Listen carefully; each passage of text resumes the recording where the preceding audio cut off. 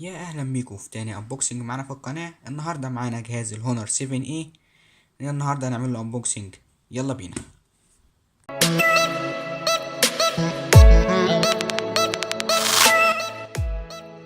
نفتح العلبة كده ونشوف فيها ايه.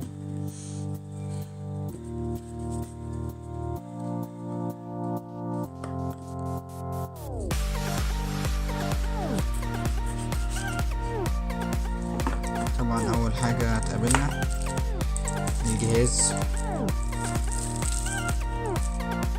طبعا الجهاز بيكون راكب عليه السكرينة، بيكون جاي معاه بس هو بتيجي راكبة فيه الجهاز دلوقتي. نفتح العلبة.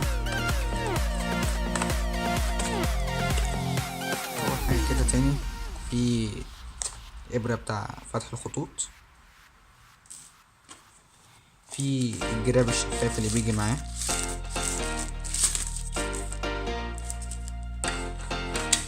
تحت كده نلاقي الشاحن الأصلي بتاعه،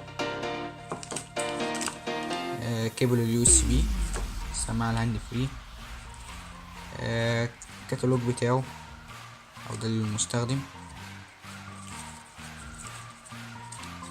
والضمان بتاعه. ده كان الانبوكسنج بتاع جهاز الهونر 7A، جهاز الهونر 7A.